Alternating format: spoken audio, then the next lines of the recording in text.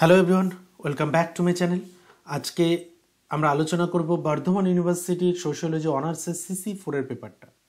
দেখো, CC-4 এর পেপারে তোমরা জানো অলরেডি যে তোমাদের এই পেপারটাতে ক্লাসিক্যাল সোশিওলজিক্যাল থট আছে এবং সেখানে তোমরা তিনজন তাত্ত্বিককে বেসিক্যালি তোমাদের পড়তে হচ্ছে: কার্ল মার্কস, হারবার্ট স্পেন্সার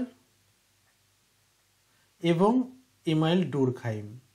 এই যে তিনজন তাত্ত্বিকের কিছু কনসেপ্ট তোমাদের এখানে পড়তে হচ্ছে। আজকের আলোচনা আমাদের এই ক্লাসিক্যাল সোশিওলজিক্যাল থটের সাজেশন, অর্থাৎ কি কি ইম্পর্টেন্ট কোশ্চেন এর মধ্যে থেকে তোমরা পড়বে। 5 মার্কের আলোচনা করব, 10 মার্কের আলোচনা করব এবং 2 মার্কের আলোচনা করব। আচ্ছা, এই আলোচনাটা তোমরা যারা টেক্সট বুক পড়ে এসেছো অলরেডি তাদের ক্ষেত্রে এই কোশ্চেনগুলো বুঝতে সুবিধা হবে এবং কিছু পার্ট আমরা আলোচনা করব যে কোন কোশ্চেনটা কোন জায়গা থেকে বা কিভাবে তোমরা লিখবে, সেই পার্টটাও তোমরা যারা টেক্সট বুক পড়েছো তাদের বুঝতে সুবিধা হবে। আমি বরাবরই বলি, যারা সোশিওলজি অনার্স নিয়ে পড়ছো তারা টেক্সট বুক পড়ার অভ্যাস তৈরি করো, কারণ অনার্স পড়তে গেলে তোমাকে টেক্সট বুক পড়তেই হবে, টেক্সট বুক ছাড়া কিন্তু সম্ভব নয়। আর আমি আলোচনার সঙ্গে সঙ্গে কোন কোন প্রশ্নের কোন জায়গা থেকে কিভাবে অন্যভাবে ঘুরিয়ে প্রশ্ন দেওয়ার জায়গা কি কি আছে সেই পার্টগুলো আলোচনা করব। সুতরাং তোমরা প্রথম থেকে শেষ পর্যন্ত ভিডিওটা দেখতে থাকো। আচ্ছা, ক্লাসিক্যাল সোশিওলজিক্যাল থটে তোমাদের প্রথমে আমি 5 মার্কের বলি। 5 মার্কের স্পেন্সার থেকে কি পড়বে? জৈবিক সাদৃশ্যবাদ। আচ্ছা, জৈবিক সাদৃশ্যবাদের ইংলিশ কি? Organic analogy. অর্গানিক অ্যানালজিটা কিন্তু অবশ্যই দেখতে হবে। অর্গানিক অ্যানালজিতে কি দেখিয়েছিলেন আমি ছোট্ট করে বলে দেবো প্রত্যেকটা কোশ্চেনই। অর্গানিক অ্যানালজিতে সোসাইটির সঙ্গে মানবদেহের একটা মিল দেখিয়েছিলেন, তাই তো? তো সেই কারণে জৈবিক সাদৃশ্যবাদ, অর্থাৎ সোসাইটির সঙ্গে মানবদেহের অর্গানের সঙ্গে সোসাইটির পার্টের সঙ্গে একটা সম্পর্ক তিনি দেখিয়েছিলেন। ঐতিহাসিক বস্তুবাদ খুব গুরুত্বপূর্ণ, এটা হচ্ছে কার্ল মার্কসের একটা ধারণা। তোমরা আশা করছি এটা জানো কার্ল মার্কসের ধারণা, যে কার্ল মার্কসের ধারণা প্রদান করেন ঐতিহাসিক বস্তুবাদ কি। ঐতিহাসিক বস্তুবাদ, দ্বন্দ্বমূলক বস্তুবাদ, এই দুটোর মধ্যে তোমরা একটা কমন পাবে। এবং আরেকটা কনসেপ্ট পুঁজিবাদ। পুঁজিবাদ তোমরা 2 মার্কের জন্য তৈরি করে রাখবে। এটা 5 মার্কে আমি বলেছি পুঁজিবাদ কি, এই পুঁজিবাদ কিন্তু 2 মার্কের জন্য রেডি রেখো। সমাজতন্ত্রবাদ ভেরি ভেরি ইম্পর্টেন্ট একটা পার্ট, এটা সমাজতন্ত্রবাদ। এরপর আসি 5 নম্বরের প্রশ্ন, তোমরা ইমানুয়েল ডুরখাইম থেকে কি কি পড়বে। দেখো, ইমানুয়েল ডুরখাইমের একটা ধারণা দিয়েছিলেন। ইমানুয়েল ডুরখাইমের সুইসাইড খুব গুরুত্বপূর্ণ একটা ধারণা। সুইসাইড খুব গুরুত্বপূর্ণ একটা বই, যে বইতে তিনি কয় ধরনের সুইসাইডের কথা বলেছেন সেই সুইসাইডের ধরনগুলো তোমরা এখানে পড়ে নেবে। ওকে, টোটেম কি?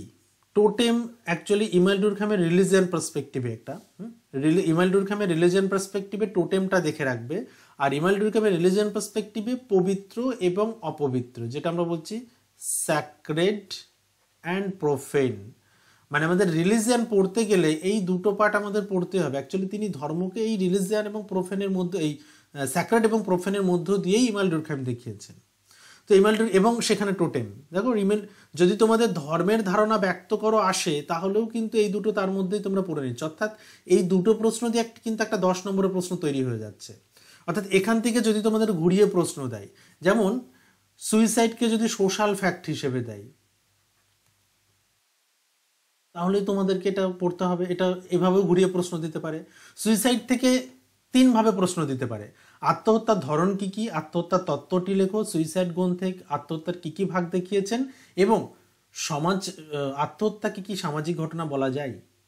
এই 4টের বাইরে সুইসাইড থেকে কোনো প্রশ্ন আসার কোনো সম্ভাবনা নেই। এরপর দেখো টিকা, সোশ্যাল ফ্যাক্ট। আমি এটাকে স্টার দিচ্ছি। সোশ্যাল ফ্যাক্ট কিন্তু আসবে তোমাদের, খুব মানে 5-এ না পেলেও তোমরা 2-এ পাবেই, 2-এ না পেলেও তোমরা মেথোডোলজিতে পাবে, মানে পার্টিকুলারলি তোমরা 10 নম্বরে পাবে। মানে সোশ্যাল ফ্যাক্ট ছাড়া কিন্তু ইমানুয়েল ডুরখাইম পড়া যাবে না। তোমরা যখনই ইমানুয়েল ডুরখাইম পড়বে, ইমানুয়েল ডুরখাইমের রুলস অফ সোশিওলজিক্যাল মেথড, এই যে গুরুত্বপূর্ণ একটা গ্রন্থ, রুলস অফ সোশিওলজিক্যাল মেথড, এই গ্রন্থটার কথা তোমরা জানো এবং এটা তোমাদের সিলেবাসে ডিরেক্ট দেওয়া আছে। এই গ্রন্থের মধ্য দিয়েই কিন্তু সোশ্যাল ফ্যাক্ট দেখিয়েছেন। সোশ্যাল ফ্যাক্ট একটা মেথোডোলজি হিসেবে দেখিয়েছেন। সোশ্যাল ফ্যাক্টের মধ্য দিয়ে তিনি সমাজতত্ত্বকে আলোচনা করেছেন এবং সমাজতত্ত্বকে একটা জায়গায় বলেও ছিলেন যে sociology is a science of social fact, অর্থাৎ সমাজতত্ত্ব যে সামাজিক ঘটনার বিজ্ঞান। ওকে, তাহলে এই যে রুলস অফ সোশিওলজিক্যাল মেথড, এই পার্টটা থেকেই কিন্তু টোটাল তোমার সোশ্যাল ফ্যাক্টটা দেখতে হবে। এখান থেকে ঘুরিয়ে প্রশ্ন আসতে পারে যে ইমাল ডুরখামের মেথোডোলজিটি আলোচনা করো, পদ্ধতিবিদ্যা কি, ইমাল ডুরখামের পদ্ধতিবিদ্যা, তখন তোমার রুলস অফ সোশিওলজিক্যাল মেথডও আসবে, সোশ্যাল ফ্যাক্টও আসবে। ওকে, 10 মার্কে চলে আসো। হারবার্ট স্পেন্সারের খুব গুরুত্বপূর্ণ দুটি কনসেপ্ট তোমাদের এই সিলেবাসে আছে, একটা হচ্ছে মিলিটেন্ট সোসাইটি আর একটা হচ্ছে ইন্ডাস্ট্রিয়াল সোসাইটি। আচ্ছা, আমি লাস্টে তোমাদের এটা আলোচনা করে দেবো যে যদি তোমাদের সামাজিক বিবর্তনবাদ আসে, এখান থেকে তোমরা সামাজিক বিবর্তনবাদ দেখে রাখবে। সামাজিক বিবর্তনবাদ যদি আসে সেটা তোমরা কিভাবে এটা কমপ্লিট করবে বা কিভাবে এটা লিখবে, আমি এটা লাস্টে আলোচনা করব। তার আগে বলে দিই, হারবার্ট স্পেন্সারের মিলিটেন্ট সোসাইটি, ইন্ডাস্ট্রিয়াল সোসাইটি, এই দুটো সোসাইটি কিন্তু সামাজিক বিবর্তনবাদের মধ্যেই তিনি দেখিয়েছেন। ওকে, সামাজিক বিবর্তনবাদের মধ্যে আরও দুটি কনসেপ্ট তিনি দেখিয়েছেন, একরৈখিক, বহুরৈখিক। ওকে, একমুখী বা বহুমুখী আমরা বলতে পারি। এবং তিনি কিন্তু একমুখীর কথা বলেননি, অর্থাৎ কি হারবার্ট স্পেন্সারের তত্ত্বে তিনি একমুখীকে গুরুত্ব দেননি, তিনি বলছেন বিবর্তনটা অবশ্যই বহুমুখী। ওকে, তো এটা এমনও আসতে পারে যে হারবার্ট স্পেন্সার কোন বিবর্তনবাদকে বেশি গুরুত্ব দিয়েছেন, একরৈখিক না বহুরৈখিক, বা একমুখী না বহুমুখী। ওকে, এই পার্টটা তোমরা দেখবে, এই পার্টটা আমরা ইংলিশে কি বলি, ইউনিলাইনার অ্যান্ড মাল্টিলাইনার। ওকে, এবং এটা কিন্তু এই বিবর্তনবাদের যে পার্টটা সামাজিক ডারউইনবাদ, মানে বিশেষ করে চার্লস ডারউইনের জায়গা থেকেই কিন্তু প্রভাবিত হয়েছিলেন। সমাজের প্রেক্ষাপটে হারবার্ট স্পেন্সারের যোগ্যতমের বেঁচে থাকার ধারণা, এটাও যে সার্ভাইভাল অফ দি ফিটেস্ট, এই সার্ভাইভাল অফ দি ফিটেস্ট এটাও কিন্তু অ্যাকচুয়ালি এই সামাজিক বিবর্তনবাদের অংশ। দেখো, সামাজিক বিবর্তনবাদ যদি টোটাল একটাই তোমাদের বড় প্রশ্ন দেয় যে হারবার্ট স্পেন্সারের সামাজিক বিবর্তনবাদ সম্পর্কে আলোচনা করো, সেখানে তোমার মিলিটেন্ট সোসাইটি থাকবে, ইন্ডাস্ট্রিয়াল সোসাইটি থাকবে, একরৈখিক বহুরৈখিক পার্টের কিছুটা তোমরা অংশটা এর মধ্যে অ্যাড করতে পারো। ওকে, আরেকটা পার্ট যেটা হচ্ছে যে তিনি সোসাইটিকে 4টি ভাগে ভাগ করেছিলেন, মানে সরল থেকে যখন কমপ্লেক্সের দিকে যাচ্ছে, যেখানে simple society, compound society, double compound society এবং ট্রিপলি কম্পাউন্ড সোসাইটি, এই যে 4টি সমাজের কথা বলেছেন, এটা কিন্তু তোমরা এই সামাজিক বিবর্তনবাদের মধ্যে ইনক্লুড করবে। আমি এটা লাস্টে তোমাদের বলে দিচ্ছি, আশা করছি তোমরা প্রত্যেকেই জানো, এটা কিন্তু আসবে। সরল সমাজ, যৌগিক সমাজ, দ্বিগুণ যৌগিক সমাজ, ত্রিগুণ যৌগিক সমাজ বলতে এই হারবার্ট স্পেন্সার কি বুঝিয়েছেন, এবং এগুলো সংজ্ঞা দেখে রাখবে ছোট ছোট করে। এরপর আসি কার্ল মার্কসের বিচ্ছিন্নতাবাদ, শ্রেণী এবং শ্রেণী সংগ্রাম। তারপর চলে আসে ইমাল ডুরখামের শ্রম বিভাজনের তত্ত্ব, ডিভিশন অফ লেবার। এই যে ডিভিশন অফ লেবারটা কিন্তু তোমরা দেখে রেখো, খুব গুরুত্বপূর্ণ ডিভিশন অফ লেবার। তারপর আসছে ডুরখাইম দ্বারা প্রবর্তিত অ্যানোমি ধারণাটা, এটা আমি খুব গুরুত্ব দিচ্ছি না, কিন্তু তোমরা দেখে রেখো অ্যানোমির ধারণাটা, কারণ এই পার্ট থেকে ইন্ডিভিজুয়াল এবং সোসাইটির পার্টটা যেহেতু তোমাদের রয়েছে সিলেবাসে, তো সেখান থেকে অ্যানোমির ধারণাটা কিন্তু দিতে পারে। অ্যানোমির ধারণাটা কিভাবে আমাদের সামাজিক রীতিনীতির ভাঙনের সঙ্গে সম্পর্কযুক্ত সেটা এর সঙ্গে দেখে রাখবে। ডুরখাইমের প্রবর্তিত সোশ্যাল ফ্যাক্ট ধারণার সংজ্ঞা করো এবং ব্যাখ্যা করো। আচ্ছা, এই পার্টটা এখানে তোমাদের 10-এ যদি আসে, সোশ্যাল ফ্যাক্ট 10-এও আসতে পারে, সোশ্যাল ফ্যাক্ট কিন্তু 5-এও আসতে পারে। সোশ্যাল ফ্যাক্ট 10-এ যখন আসবে তখন বৈশিষ্ট্য দিয়ে, এক্সাম্পল দিয়ে একটু এলাবোরেট করতে হবে। আর যদি 5-এ আসে, খুব বেশি এলাবোরেট করার দরকার নেই। চলে আসো। আচ্ছা, এরপর চলে আসছি আমরা আমাদের শর্ট কোশ্চেনে। আচ্ছা, আমি মোটামুটি বড় প্রশ্ন বলে দিলাম। দেখো, এর বাইরে তোমরা আশা করছি কিছু পাবে না, এর মধ্যে থেকেই তোমরা আশা করছি পেয়ে যাবে। কিছু প্রশ্ন অনেক সময় ঘুরিয়ে দেয়, তো একটু যদি তোমাদের কোশ্চেন ঘুরিয়ে দেয়, তো কনসেপ্ট যদি কোনো রকম একটু হলেও জানা থাকে, সেটার উপর বেস করে একটু লেখার চেষ্টা করতে হবে। প্রথমত তোমাদের প্রথম যেটা কাজ, কোশ্চেন পাওয়ার পর প্রশ্নটা খুব ভালো করে পড়া, কি অ্যান্সার চাইছে সেটা আগে বোঝার চেষ্টা করা, তা না হলে কিন্তু সমস্যা হয়ে যাবে এই পেপারটা। আমি তোমাদের আবারও অ্যালার্ট করে দিলাম। আচ্ছা, চলো এবার আসছি সুইসাইড, মানে শর্ট কোশ্চেন কি কি দেখবে 2 মার্কের। আত্মহত্যা কি, সামাজিক সংহতি কি, কয় প্রকার, এটা তোমরা ডিভিশন অফ লেবার যখন পড়ছো তখন পেয়ে যাচ্ছে, এগুলো তোমাদের আলাদা করে পড়তে হচ্ছে না, জাস্ট হাইলাইট কোড, মানে প্রিপারেশনটা যখন নেবে তখন মনে রাখবে যে সামাজিক সংহতি এটা 2 মার্কে আসতে পারে। যখন তুমি বড় প্রশ্ন পড়ছো, মনে করো ডিভিশন অফ লেবার পড়ছো, শ্রম বিভাজন, এই শ্রম বিভাজন যখন বলেছেন, শ্রম বিভাজনের কথা, তখনই তো দুটি সংহতির কথা বলেছেন। কি কি বলো? একটা হচ্ছে, তোমরা আশা করছি তোমাদের প্রত্যেকের মনে আছে, মেকানিক্যাল এবং অর্গানিক। চলো, আত্মহত্যা কি সামাজিক ঘটনা? দেখো, এটা 2 নম্বরেও আসতে পারে। আত্মহত্যা কেন সামাজিক ঘটনা? শ্রম বিভাজন কি? সামাজিক ঘটনা কি? আমি স্টার মার্ক করছি কিছু কিছু পার্ট, এইগুলো অবশ্যই দেখতে হবে। যান্ত্রিক সংহতি কি? এই যে মেকানিক্যাল মানে যান্ত্রিক, অর্গানিক মানে জৈবিক। যান্ত্রিক সংহতি কি, জৈবিক সংহতি কি? এই যে আমি এখানে যখন পড়বো যে সামাজিক সংহতি 2 প্রকারের, মেকানিক্যাল, অর্গানিক, যান্ত্রিক, জৈবিক, তখন একই সঙ্গে সংজ্ঞা পড়ে নেব এবং কিছু এক্সাম্পল দেখে নেব। ওকে। পরার্থ কেন্দ্রিক আত্মহত্যা, আত্মহত্যার ভাগ, আত্মহত্যার 3টে ভাগই যখন পড়বে তখন তো স্বাভাবিকভাবে তোমরা 3টে ভাগই তোমাদের মুখস্থ করতে হবে। তো এর থেকে কিন্তু শর্ট কোশ্চেন পাবে আত্মহত্যা থেকে। ডুরখেমে রচিত 2টি গ্রন্থের নাম লেখো। ডুরখেমে রচিত 2টি গ্রন্থের নাম। আচ্ছা, কার কোন কোন তাত্ত্বিকের কোন কোন গ্রন্থগুলো গুরুত্বপূর্ণ সেগুলোর লিস্ট আমি লাস্টে রেখেছি, তোমরা শেষ পর্যন্ত দেখো, লাস্টে তোমরা সেই লিস্টগুলো পেয়ে যাবে। সেই গ্রন্থগুলোর উপর একটু বেশি ফোকাস করো। এরপর চলে আসছি কার্ল মার্কস থেকে, ঐতিহাসিক বস্তুবাদ, প্রোডাক্টিভ ফোর্স, উৎপাদনের উপকরণ, শ্রেণী কি, ভেরি ভেরি ইম্পর্টেন্ট, এই দুটোকে আমি বেশি ফোকাস করতে বলবো। উৎপাদন সম্পর্ক আলোচনা করো, নেতির নেতিকরণ, ভেরি ভেরি ইম্পর্টেন্ট। বাদ, প্রতিবাদ এবং সংবাদ, এটা আলাদা আলাদাভাবে ছোট ছোট করে আসতে পারে। What is thesis, what is antithesis and what is synthesis, এটা আলাদা আলাদাভাবেও কিন্তু আসতে পারে। ওকে, এইবার আসছে আমাদের বুকস আলোচনা করার পর আমরা যেটা বললাম যে সামাজিক বিবর্তনবাদের ওই পার্টটা আমরা একবার বলে দেবো।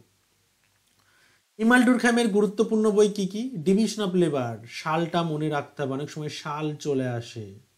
হ্যাঁ, ডিভিশন অফ লেবার তার প্রথম পাবলিকেশন 1893, তার ঠিক 2 বছর পর রুলস অফ সোশিওলজিক্যাল মেথড 1895, যেটাতে তিনি সোশ্যাল ফ্যাক্টের কথা বলেছেন, মেথডের কথা বলেছেন বা মেথোডোলজির কথা বলেছেন। ওকে,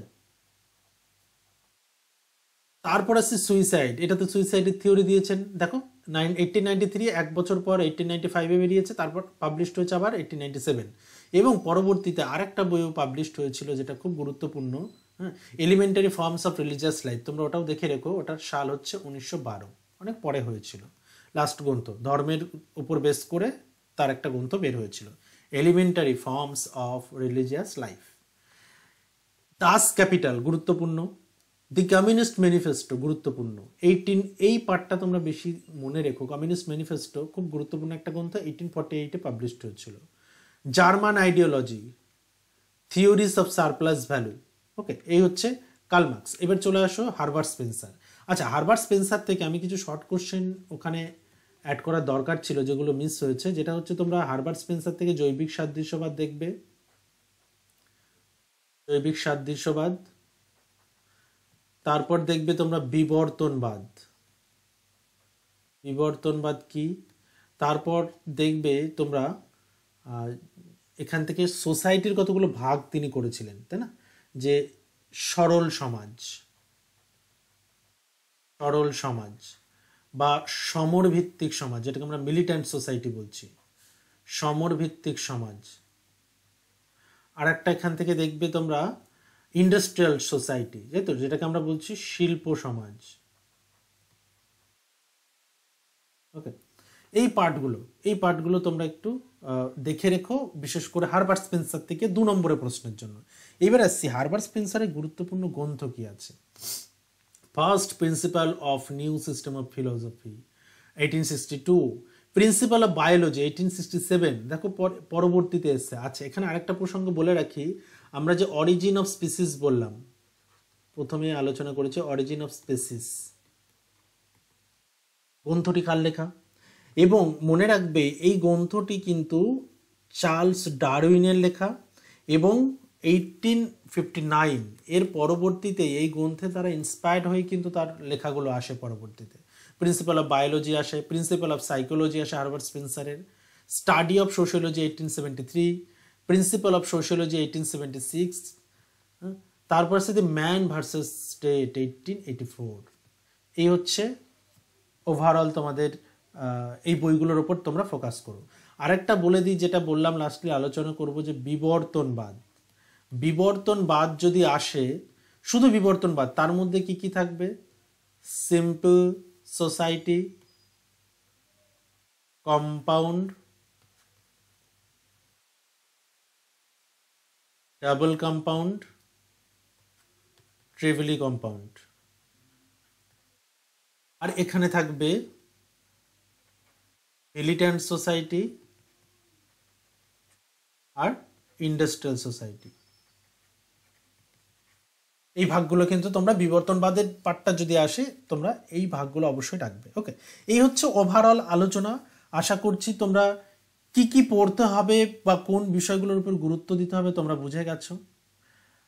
তো আজকের আলোচনা আমরা এখানেই শেষ করছি। যারা এখনো চ্যানেলটিকে সাবস্ক্রাইব করনি, পরবর্তী সেমিস্টারেরও সুবিধা পেতে, পরবর্তী সেমিস্টারগুলোতেও যাতে একই রকমভাবে তোমরা এই সুবিধাগুলো পেতে চাও, তাহলে অবশ্যই চ্যানেলটিকে সাবস্ক্রাইব করো। আর চ্যানেলের মেম্বারশিপ শুরু হয়েছে, তোমরা মান্থলি 29 টাকা দিয়ে মেম্বারশিপ নিতে পারো, যেটা পরবর্তী সেমিস্টারের জন্য তোমাদের থার্ড সেমিস্টারের উপর সিলেবাসের উপর বেস করে কিছু অনলি মেম্বার ভিডিও দেওয়া হবে, অর্থাৎ যারা মেম্বারশিপ নেবে তারাই সেই ভিডিওগুলো দেখতে পাবে। সেটা মাত্র 29 টাকার বিনিময়ে তোমরা মেম্বারশিপ নিতে পারবে। এই ডিটেলস একটা ভিডিও আমরা অলরেডি দিয়েছি, তোমরা ডিসক্রিপশন বক্সে ভিডিওটাও পেয়ে যাবে। সেই ভিডিওটা দেখলে তোমাদের আরও কনফিউশন ক্লিয়ার হয়ে যাবে। ওকে, দেখা হচ্ছে নেক্সট ভিডিওতে। প্রত্যেককে বেস্ট অফ লাক। আশা করছি তোমাদের পরীক্ষা ভালো হবে।